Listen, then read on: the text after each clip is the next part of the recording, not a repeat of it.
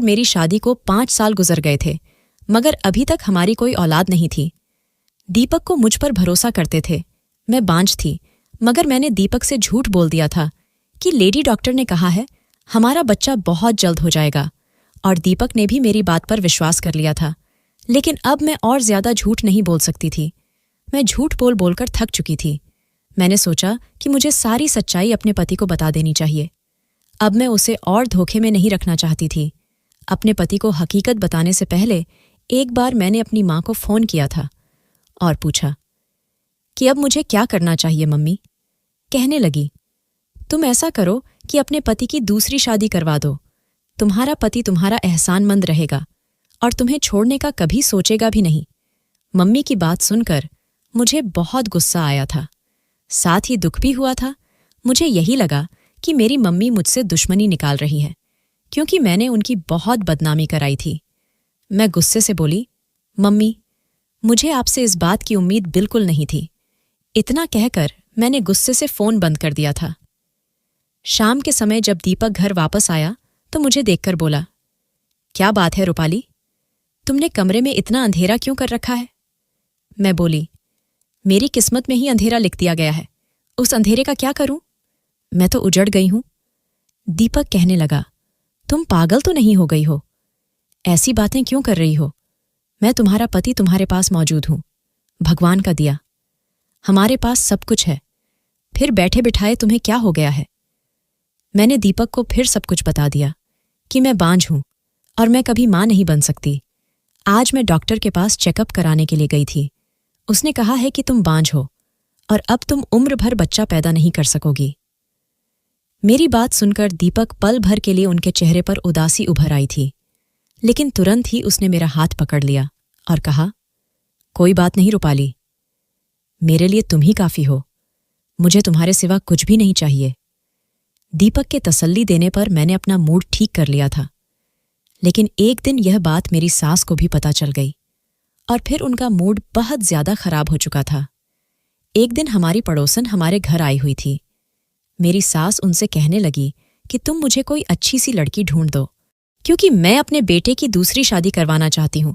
हमारी पड़ोसन कहने लगी, तुम्हारी पहली बहू को क्या हो गया जो तुम अपने बेटे की दूसरी शादी करवाना चाहती हो? तब मेरी सास बोली, वह बेचारी तो बांझ है, अब हमें तो अपनी नस्ल बढ़ाना है ना, इसलिए मुझे अपने बेटे की दूसरी शादी करनी पड़ेगी। यह सब बातें सुनकर मैं थर थर कांपने लगी थी। जब दीपक घर वापस आया तो मैंने रो रोकर उसे सारी कहानी सुनाई। दीपक ने मेरा हाथ पकड़ा और मुझे कमरे से बाहर ले गया और अपनी माँ के पास खड़ा करके बोला, मम्मी, रूपाली के अलावा मैं किसी लड़की के बारे में सोच भी नहीं सकता और मुझे बच्चों से ज्यादा अपनी पत्नी से मोहब्बत है। इसीलिए आज के बाद आप मेरी दूसरी शादी की चर्चा भी मत करना। मेरी सास ने गुस्से से सर झटका और कहने लगी, मैंने तो आज तक ऐसा मर्द नहीं देखा जो अपनी बांझ पत्नी के इस कदर नाज नखरे उठाता हो। जबकि दीपक की बातें सुनकर मेरा हौसला बढ़ गया था। बहुत ज्यादा खुश हो गई थी कि कितना प्यार करने वाला पति मिला है। मैंने दिल ही दिल में भगवान को धन्यवाद दिया था कि दीपक का प्यार मेरे लिए ऐसे ही बनाए रखना। रात हुई तो मैंने सोचा कि दीपक को चाय बनाकर दे दूं। मैं चाय बनाने किचन में आई तो मेरी सास के कमरे से आवाज आ रही थी। मैं अपना नाम सुनकर चौंक गई थी। मैंने गौर किया तो वह अपनी बेटी से फोन पर कह रही थी कि तुम चिंता मत करो, मैं रूपाली को तलाक दिलवाकर दीपक की दूसरी शादी जरूर करूंगी। तुम ऐसा करो कि उसके लिए कोई अच्छी सी लड़की ढूंढना शुरू कर दो। यह बातें सुनकर मेरे दिल पर बोझ आ गिरा था। मैं चाय बनाए बगैर ही कमरे में आकर लेट गई थी। मुझे अब अपनी मम्मी का ख्याल आया था, मगर पिछली बार उन्होंने जो मशवरा मुझे दिया था वह मुझे बिल्कुल अच्छा नहीं लगा था। वह भी मेरी सास की तरह मेरे पति की दूसरी शादी करवाना चाहती थी। मैंने ना चाहते हुए भी अपनी मम्मी को फोन मिला दिया और मैं रोने लगी थी। मम्मी बोली, रूपाली बेटा, तुम कहाँ गायब हो गई थी क्या? मेरे साथ बात करने को जी नहीं चाहता? मम्मी की बात सुनकर मुझे हैरत हुई। मुझे तो पता ही नहीं था कि मेरी माँ मेरी खातिर तड़प रही होगी। मैं कहने लगी, मम्मी, मेरी जिंदगी पहले तो बहुत अच्छी थी, मगर जब से मुझे इस बात का पता चला है कि मैं बांझ हूं, तब से हर समय मेरे सर पर तलवार लटकती रहती है। मेरी सास ने पड़ोसन से कहा है कि मेरे बेटे के लिए रिश्ता ढूंढो, तो कभी अपनी बेटी से कहती है कि इस बार बहू मैं अपनी पसंद की लेकर आऊंगी, तुम अपने भाई के लिए रिश्ता ढूंढो। मम्मी, दीपक बहुत ही अच्छा इंसान है। मेरी खातिर अपनी माँ से लड़ जाता है, मगर आखिर है तो मर्द ही ना। कब तक मुझे अपने दिल की रानी बनाकर रखेगा? एक ना एक दिन तो उसे इस बात का एहसास हो ही जाएगा कि उसकी जिंदगी में भी एक बच्चा होना चाहिए और उसे दूसरी शादी कर लेना चाहिए। मम्मी कहने लगी, मुझे एहसास है कि इस समय तुम पर क्या बीत रही होगी, इसीलिए तो तुम्हें उस दिन इस बात का मैंने बोला था कि तुम दीपक की दूसरी शादी खुद अपने हाथों करवा दो। वह अपनी करोड़ों की जायदाद यूं ही तो छोड़कर नहीं जाएगा। जाहिर सी बात है, उसे वारिस चाहिए होगा।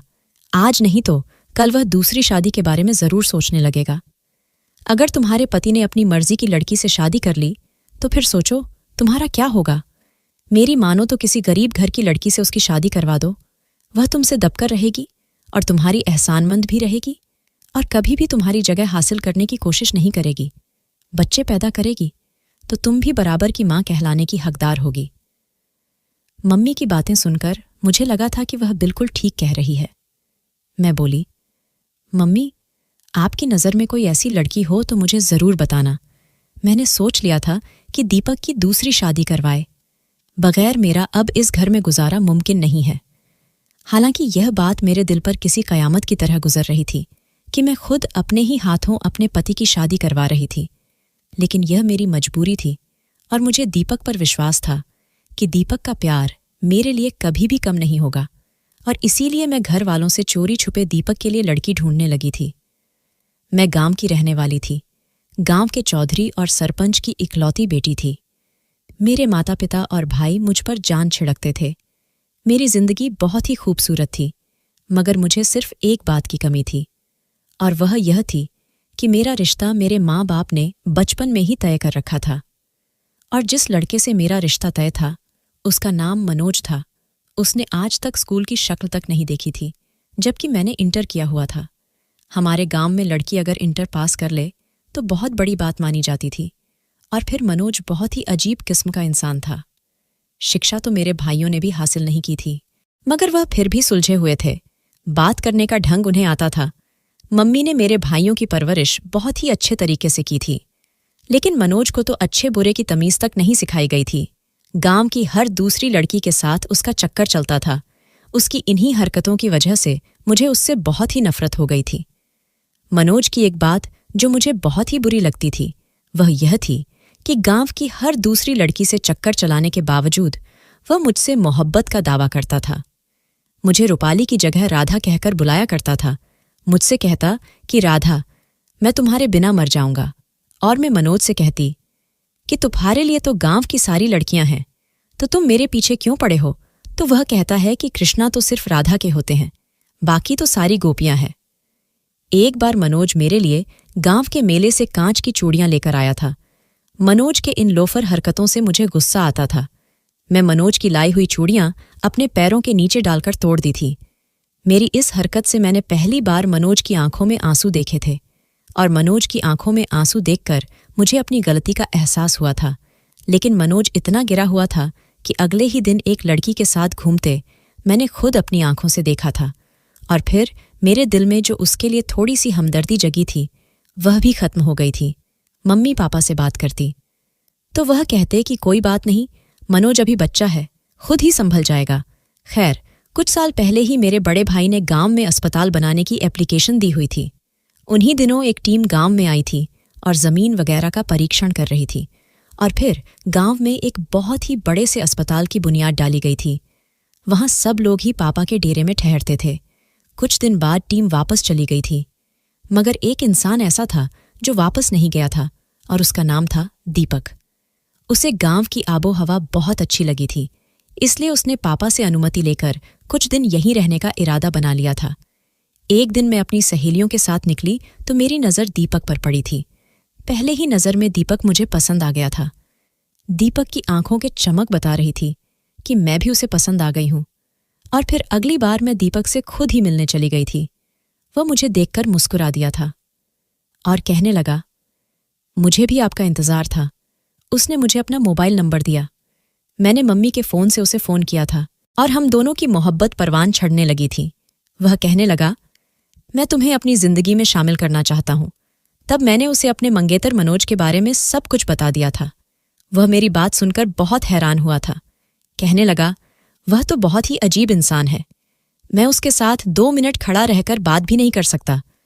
तुम उसके साथ पूरी जिंदगी कैसे गुजारोगी?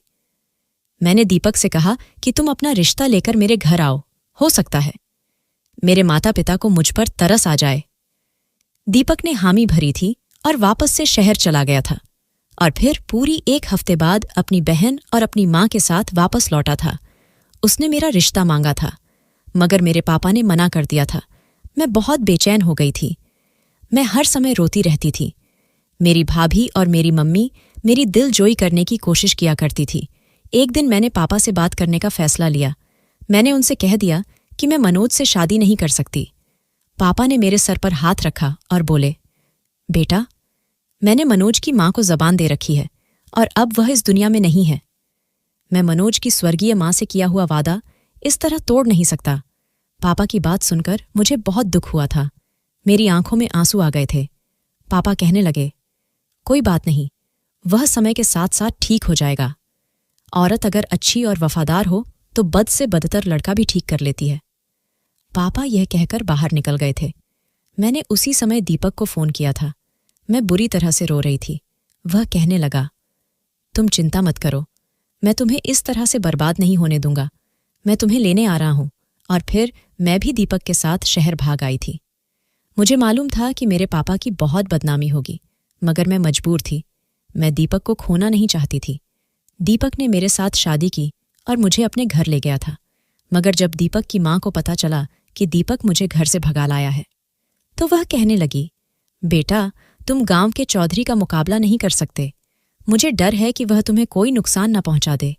दीपक भी एक करोड़पति बाप का बेटा था, मगर मेरी सास जरा पुराने विचारों की मालिक थी। उन्होंने घर से भागी हुई लड़की को बहू के रूप में स्वीकार नहीं किया था। उन्होंने मेरे और दीपक के बीच फूट डलवाने की हर मुमकिन कोशिश की थी। लेकिन दीपक एक अच्छा पति साबित हुआ था। जिंदगी के हर मोड़ पर उसने मुझे इज्जत दी थी। यह भी भगवान की कृपा थी कि मेरे पापा और भाइयों ने मेरा पीछा नहीं किया था, नहीं तो मेरी जिंदगी नरक बन जाती। खैर, नरक तो अब भी बनी हुई थी, क्योंकि मुझे इस बात का पता था कि मैं बांझ हूं, बच्चा पैदा नहीं कर सकती। मुझे यही ख्याल आता था कि मेरे साथ यह सब मेरे माँ बाप की बद्दुआ का नतीजा तो नहीं है। खैर, अब मैंने अपने पति की दूसरी शादी करवाने की सोच ली थी। मैं अपनी सास की जिद के आगे अपनी जिंदगी तबाह होने नहीं देना चाहती थी। इसीलिए मैंने अपनी सास से चोरी छुपे मोहल्ले की एक औरत को कुछ पैसों के बदले अपने साथ मिल लिया था। मैंने उससे कहा था कि तुम मुझे किसी मजबूर गरीब लाचार सी लड़की का रिश्ता ला कर दो, और इस बात का किसी को पता नहीं चलना चाहिए। उस औरत ने बड़े ही गुप्त रूप से मुझे अपने घर पर बुलाया था। उसने मेरे सामने एक लड़की की तस्वीर रखी थी। मैं तो उसकी खूबसूरती देखकर ही दंग रही थी। ऐसा लग रहा था कि वह जैसे चांद का टुकड़ा है। रिश्ता करने वाली वह औरत कहने लगी, यह लड़की अनाथ है और अपने चाचा के साथ रहती है। इसकी चाची चाहती है कि यह जल्द से जल्द अपने घर की हो जाए। मैं तो लड़की की तस्वीर देखकर बोली, आंटी, मैं कभी अपने पति की शादी इस लड़की से नहीं करूंगी। उसका हुस्न तो देखो, मेरा पति तो इसके इश्क में पागल ही हो जाएगा। वह औरत कहने लगी, बेटा, यह रिश्ता बहुत ही अच्छा है, इसको हाथ से मत जाने दो। यह बहुत ही सीधी सादी सी लड़की है, तुम्हारे सामने दब कर रहेगी। मेरा जी तो नहीं मान रहा था, मगर मैंने उस नैना नाम की लड़की का रिश्ता स्वीकार कर ही लिया। मैं तस्वीर लेकर घर पहुंची तो बड़ा अजीब सा मंजर देखने को मिला था। मेरा पति सोफे पर बैठा हुआ था, जबकि मेरी सास और नंद उसके सामने बैठी हुई थी। मेरी ननद बोली, भाई, आप एक बांझ लड़की के साथ जिंदगी क्यों गुजारना चाहते हैं? मैंने और मम्मी ने तुम्हारे लिए एक बहुत ही अच्छी लड़की देखी है, तुम उससे शादी कर लो। जिस पर दीपक बोला, आप दोनों अब बस भी करो। मैंने पसंद की शादी करके कोई इतना बड़ा जुर्म नहीं कर लिया कि आप मुझे हर वक्त ताने देते रहते हैं। मैंने आपसे कह दिया है कि रूपाली के अलावा मैं किसी को स्वीकार नहीं करूंगा। वह मेरी पत्नी है और मरते दम तक वही मेरी पत्नी रहेगी। जहां सास और नंद की बातों ने मेरा दिल छलनी कर दिया था, वही दीपक की बातें सुनकर मुझे बहुत ही हिम्मत मिली थी। मैं उनसे कुछ बोले बिना ही कमरे में चली गई थी। थोड़ी देर बाद दीपक भी मेरे पीछे ही आ गया था। वह कहने लगा, तुम मम्मी और दीदी की बातों को दिल पर मत लेना। मैं बोली, आप दूसरी शादी कर ले दीपक, दीपक मेरी बात पर हैरान हो गया था। वह कहने लगा, मैं ऐसा हरगिज नहीं कर सकता। मैंने कहा, आपको दूसरी शादी की इजाजत दे रही हूं, मगर आप मेरी पसंद की लड़की से ही शादी करेंगे, अपनी मां की पसंद की लड़की से नहीं। दीपक कहने लगा, तुम्हारे अलावा मैं किसी को स्वीकार नहीं कर सकता, फिर वह चाहे तुम्हारी पसंद की हो या फिर मम्मी की पसंद की, इससे कोई फर्क नहीं पड़ता। मैं बोली, मुझे बच्चे की इच्छा है, आपकी शादी हो जाएगी तो हमारे घर भी बच्चे होंगे, मेरी तरसी हुई ममता को सुकून मिल जाएगा। दीपक ने इनकार कर दिया और कमरे से बाहर चला गया, जबकि मैं वहीं बैठी रोती रही। सच तो यह है कि मुझे बच्चों की कोई इच्छा नहीं थी। मैं तो यह सब बस दीपक को खोने के डर की वजह से कर रही थी। खैर, कुछ दिन मेरे और दीपक के बीच नाराजगी रही थी, मगर मैंने उसे रो रो कर दूसरी शादी के लिए तैयार कर ही लिया था। मगर मैं खुश नहीं थी। नैना को अपनी सहेली बना लिया था, और जिस दिन नैना मेरी सौतन बनकर मेरे घर आई थी, मेरी सास ने खूब हंगामा मचाया था। उन्होंने दीपक के साथ भी बहुत लड़ाई की थी कि कम से कम दूसरी शादी तो मेरी मर्जी से कर लेते। सास को यूं जलता हुआ देखकर वैसे तो मुझे सुकून मिल जाना चाहिए था, मगर मैंने वह पूरी रात अंगारों पर गुजारी थी। मैं पूरी रात रोती रही थी। यह ख्याल मेरी रूह को छलनी करने के लिए काफी था कि जिस इंसान की आंखों में सिर्फ मेरे लिए मोहब्बत हुआ करती थी, आज वह किसी और को देखकर मुस्कुरा रहा होगा। जिस इंसान की बाहों में अब तक मैं सोती आ रही थी, आज उसकी बाहों में कोई और सो रही होगी। मुझे किसी पल सुकून नहीं मिल रहा था। पूरी रात करवाटे लेते लेते गुजारती थी। सुबह हुई तो मैं जल्दी से अपने कमरे से निकल आई थी, क्योंकि मैं दीपक से मुलाकात करना चाहती थी, मगर वह तो दिन के 12 बज जाने पर भी कमरे से नहीं निकला था। मैंने अपनी सौतन नैना से पूछा तो वह कहने लगी, दीपक तो सो रहे हैं। मैंने उसकी तरफ घूर कर देखा और बोली, तुमने उसे जगाया नहीं? तब नैना रोने लगी थी और बोली, दीपक ने मुझसे कहा है कि उन्होंने यह शादी सिर्फ आपकी जिद की वजह से की है, और अब मैं किसी भी तरह उन पर अपना हक ना जताऊं, नहीं तो वह मुझे तलाक देकर घर से निकाल देंगे। मैं आपसे माफी मांगती हूं। मैं उन्हें जगाने की हिम्मत नहीं कर सकती। अगर उन्होंने मुझे अपने घर से निकाल दिया तो मैं कहाँ जाऊंगी? मैं फिर से अपनी चाची के घर जाने का सोच भी नहीं सकती। मेरी चाची मुझ पर बहुत जुल्म करती हैं। रिश्ते कराने वाली आंटी ने सच में बहुत ही मजबूर सी लड़की मुझे ढूंढ कर दी थी।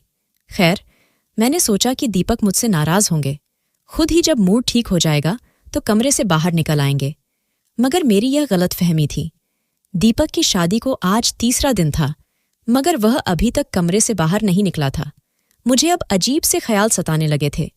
इसलिए जब एक दिन नैना किचन में बिजी थी तो मैं उसके कमरे में चली गई थी। दीपक अपने मोबाइल पर बिजी था। कदमों की आवाज सुनकर बोला, आ गई मेरी प्यारी नैना। शब्द थे या हथौड़े जो मेरे सर पर आकर लगे थे। मैं वापस उन्हें कदमों से लौट आई थी। क्या सिर्फ 3 ही दिनों में नैना ने दीपक को अपना बना लिया था? मेरी आंखों से आंसू बहने लगे थे। मेरा दिल बहुत ही तड़प रहा था। मैं अपनी सास के कमरे की तरफ बढ़ी थी। तब पता चला कि मेरी तो नंद भी आई हुई थी। मेरी सास अपनी बेटी से कह रही थी, देखा तुम्हारी माँ कितनी सयानी है। मैंने एक ही चाल चली कि सांप भी मर गया और लाठी भी नहीं टूटी। रूपाली बेचारी को तो यह भी नहीं मालूम कि उसने अपनी पति की शादी जिस लड़की से करवाई है वह मेरी पसंद की लड़की थी, और फिर दीपक भी नैना पर पहले ही नज़र में फिदा हो गया था। ये सब तो इस लालची औरत की वजह से हुआ है जिसने रूपाली को बेवकूफ़ बनाया था। यह सब सुनकर मेरा दिल फटने लगा था। मेरी सास आगे बोली, मैं रूपाली को खाने में बच्चा ना होने वाली इतनी गोलियां खिलाई हैं कि अब वह सच में बांझ बन चुकी है। ये सब शब्द थे कि पत्थर जो मेरे शरीर पर बरस रहे थे। मैं जल्दी से अपने पति के कमरे की तरफ गई थी ताकि उसको बता सकूं कि आकर अपनी माँ और बहन की बातें सुने। उन्होंने मुझ पर कितना जुल्म किया है। जब मैं दीपक के कमरे की तरफ गई तो वह नैना से कह रहा था, मैंने जज्बात में आकर बहुत ही गलत फैसला कर लिया था। जब मैं रूपाली को भगाकर लाया था तो शादी के कुछ ही समय बाद मुझे अपनी गलती का एहसास होने लगा था, मगर तब तक बहुत देर हो चुकी थी। रूपाली के भाइयों को पता चल चुका था कि वह मेरे साथ आई है। इसीलिए वह मुझे फ़ोन करके धमकाते रहते थे कि हमारी बहन घर से भागी ज़रूर है, मगर अब भी वह अकेली नहीं है। अगर तुमने हमारी बहन का ख्याल नहीं रखा तो तुम्हारा अंजाम बुरा होगा। मैं वहां रहकर आया था। मुझे पता है कि वह लोग कितने खतरनाक हैं, इसलिए मैं रूपाली को छोड़ने का सोच भी नहीं सकता था। अब मम्मी ने मोहल्ले की एक औरत के साथ मिलकर मेरी पत्नी को पागल बनाया और उसी के हाथों मेरी शादी तुम्हारे साथ करवा दी है। और मेरी जान नैना, तुम भी मुझे पहले ही नज़र में भा गई हो। जिंदगी भर अब तुम मेरे साथ रहोगी। हाय, मैं यह क्या सुन रही थी? ये वही दीपक था जिसकी वजह से मैंने खुद को दांव पर लगा दिया। मैं दबे कदमों दीपक के कमरे में चली गई थी।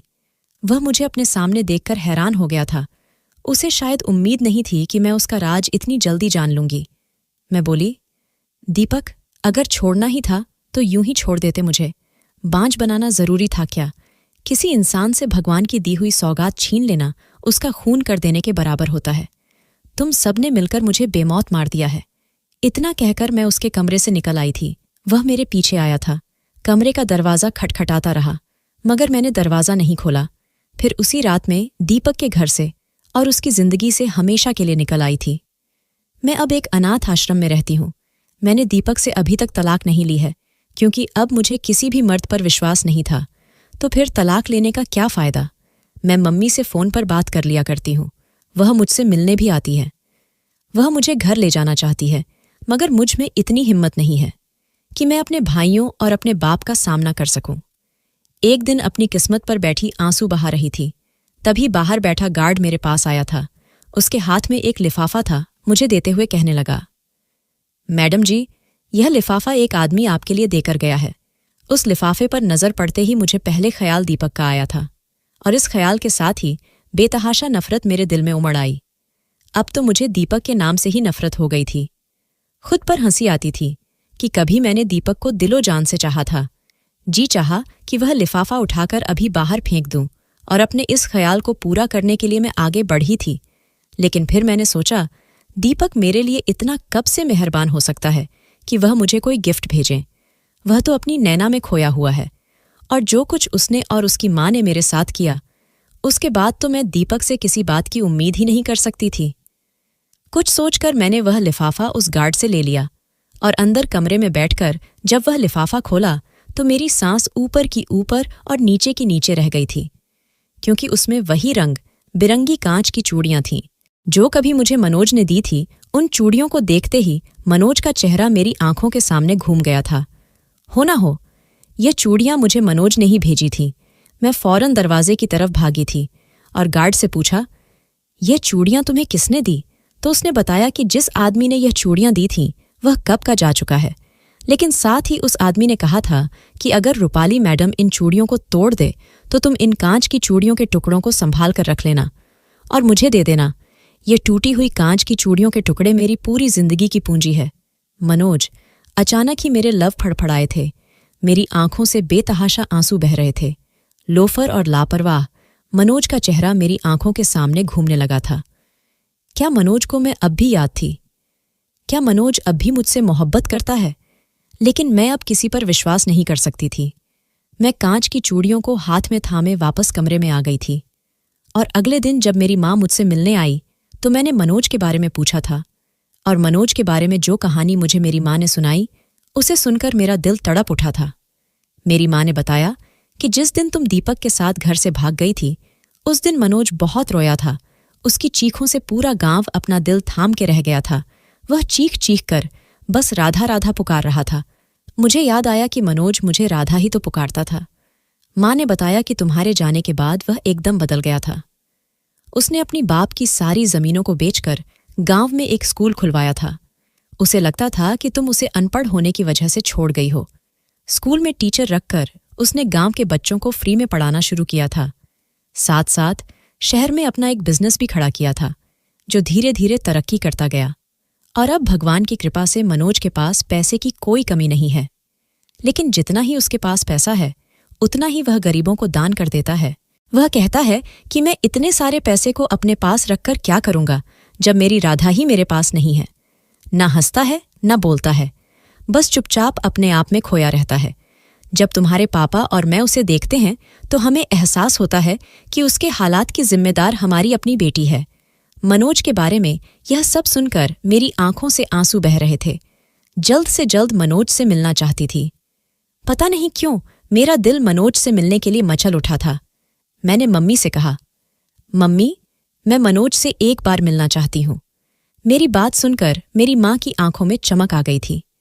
कहने लगी, रूपाली, अगर तुम चाहो तो मनोज के साथ अपनी नई जिंदगी की शुरुआत कर सकती हो। वह अब भी तुम्हारे इंतजार में है। लेकिन मैं अब कहाँ मनोज के काबिल थी।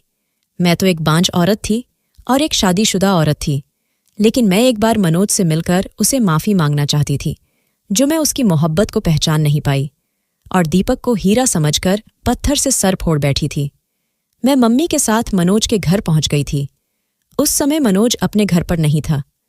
नौकर ने मुझे बाहर हॉल में ही बिठा दिया था। मम्मी और मुझे बैठे काफ़ी देर हो गए, लेकिन मनोज अभी तक नहीं आया था। तब मैंने नौकर से पूछकर मनोज के कमरे में चली गई थी। साफ सुथरा कमरा, कहीं से भी विकास का कमरा नहीं लग रहा था। ऐसा लग रहा था कि यह बहुत ही पढ़े लिखे इंसान का कमरा है।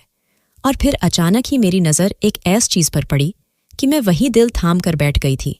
सामने ही दीवार पर शीशे लगे फ्रेम में उन्हीं कांच की टूटी चूड़ियों के टुकड़ों से राधा लिखा हुआ था, जिसका मतलब है मनोज मुझसे उसी समय से इतनी मोहब्बत करता था और मैं उसकी मोहब्बत को पहचान नहीं पाई थी। मनोज ने जब मुझे पहली बार चूड़ियां गिफ्ट की थीं और मैंने उन्हें पैरों से कुचलकर तोड़ दिया था। मनोज ने उन चूड़ियों के टुकड़ों को संभाल कर रखा हुआ था और आज तक उन्हें संभाल कर रखे हुए थे। मेरी आंखों से आंसू बह रहे थे और पता ही नहीं चला कि मनोज मेरे पीछे आकर खड़ा हो गया था। और जब उसने राधा कहकर पुकारा तो मैं अचानक ही पलटी थी। वह तो बिल्कुल पहचान में ही नहीं आ रहा था।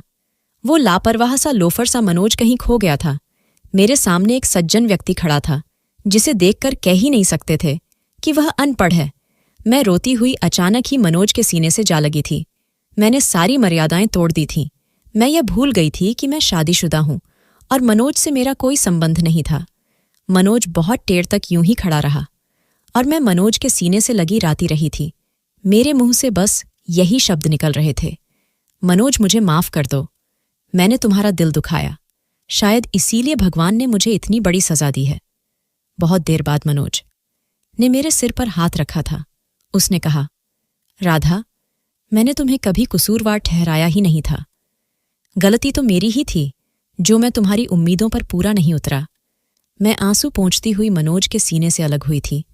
थोड़ी देर बाद मनोज बोला कि राधा, मेरे दिल के दरवाजे अभी तुम्हारे लिए खुले हुए हैं। मेरे दिल में तुम्हारे सिवा कोई और लड़की नहीं है, चाहे तो झांक कर देख सकती हो। एक पल के लिए मनोज के चेहरे पर वही शरारत उभर आई थी जो अब से 5 साल पहले वाले लापरवाह से मनोज के चेहरे पर हुआ करती थी। मैंने रोते हुए कहा, मनोज, अब मैं तुम्हारी मोहब्बत के काबिल नहीं हूं। मैं दीपक की त्याग हुई पत्नी और एक बांझ औरत हूं।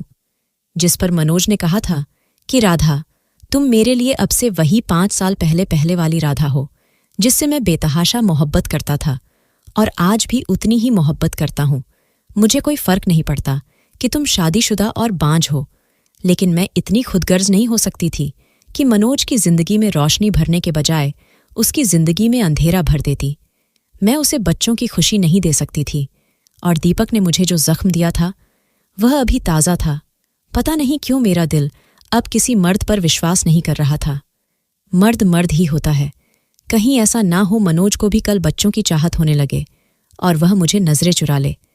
मैं रोती हुई बाहर भाग गई थी और अपनी मम्मी का हाथ पकड़कर अपने घर वापस आ गई थी। मेरे पापा और मेरे भाइयों ने भी मेरी हालत को देखते हुए मुझे माफ कर दिया था। अगले दिन फिर मनोज मेरे पास आया था।